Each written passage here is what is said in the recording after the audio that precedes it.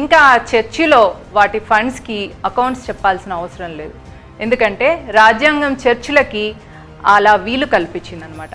ఎందుకంటే ఇంకా మనం తెల్లోళ్ళు పెట్టిన నియమాలనే పాటిస్తున్నాం కదా, రాజ్యాంగాన్ని ఇంతవరకు కూడా మనం సవరించుకోలేకపోయాం.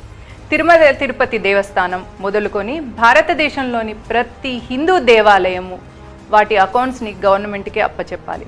కానీ చర్చిలు, మసీదులు వాటి అకౌంట్స్ దేనికి వాడుతున్నారు, ఎందుకు వాడుతున్నారు అనే ట్రాన్స్పరెన్సీ గవర్నమెంట్కి కానీ లేకపోతే ప్రజలకు కానీ చెప్పాల్సిన పని లేదు. అన్ని హిందూ దేవాలయాలకు వచ్చే డొనేషన్స్ మాత్రం గవర్నమెంట్ కంట్రోల్లోనే ఉంటాయి. వివక్ష కేవలం హిందూ దేవాలయాలకు మాత్రమే. ఈ టాపిక్ గురించి డీటెయిల్స్ ఫ్రీ అవర్ టెంపుల్స్ అనే నెక్స్ట్ వీడియోలో చెప్తాను. డబ్బులు మనవే, వనరులు మనవే, అటాక్ చేసేది మననే. అది ఎందుకు? మన చేతగానితనం వల్ల. 15,000 కోట్లు కేవలం